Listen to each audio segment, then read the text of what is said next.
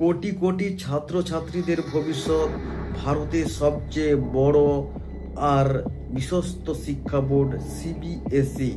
একবার ভাবুন, এই বোর্ডেরই ডিজিটাল সিকিউরিটি সিস্টেম যদি একবার তাসের ঘরের মতো ভেঙে পড়ে। হ্যাঁ, সিবিএসই বোর্ডের সুরক্ষার এমন এক ভয়ঙ্কর গলদ সামনে এসেছে যা শুনলে আপনার মাথার চুল পর্যন্ত খাড়া হয়ে যেতে পারে।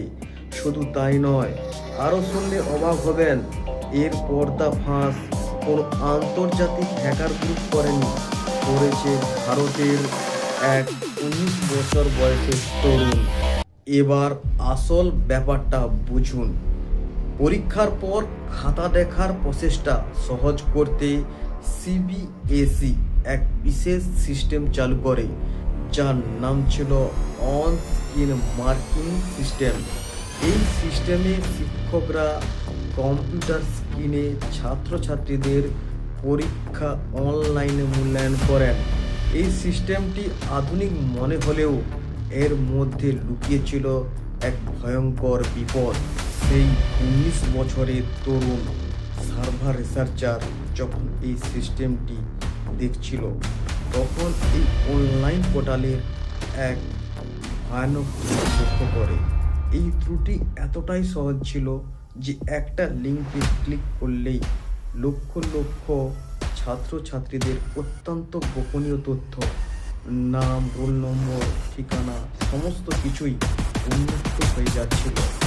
যা হ্যাকাররা এই গোপনীয় তথ্য ডার্ক ওয়েবে বিক্রি করলে কোটি কোটি টাকার সার্ভার জালিয়াতি হতো এবং ফেক কল, ব্ল্যাকমেইল শিকার হতো সাধারণ পরিবারগুলো। তবে এই সাহসী তরুণ কোনো ক্ষতি করেনি। কোটি কোটি শিক্ষার্থীর ভবিষ্যতের কথা মাথায় রেখে পুরো ঘটনা শিক্ষা বোর্ড ও ভারতীয় সিকিউরিটি এজেন্সিকে জানায়। প্রথমে বোর্ড এটিকে হালকাভাবে নিলেও পরে তরুণের দেওয়া অকাঠ্য প্রমাণ দেখে নড়ে চড়ে বসে। বোর্ডের বড় বড় অফিসাররা এই ত্রুটি ঠিক করে ওয়েবসাইটটিকে সুরক্ষিত করেন। এখানে বড় বড় পেইড সিকিউরিটি কোম্পানিগুলো এই ত্রুটি ধরতে পারল না। সেখানে ভারতের 19 বছরের তরুণ, যার নিজের মেধার জোরে কোটি কোটি শিক্ষার্থীর ভবিষ্যৎ বাঁচিয়ে দিল। কিন্তু একটা প্রশ্ন থেকেই যায়, ডিজিটাল যুগে এসে ভারতের বড় বড় সরকারি ওয়েবসাইটগুলোর সিকিউরিটি কি আরও শক্ত করা উচিত নয়? এই সাহসী তরুণের বুদ্ধি নিয়ে আপনার মতামত কি কমেন্টে জানান।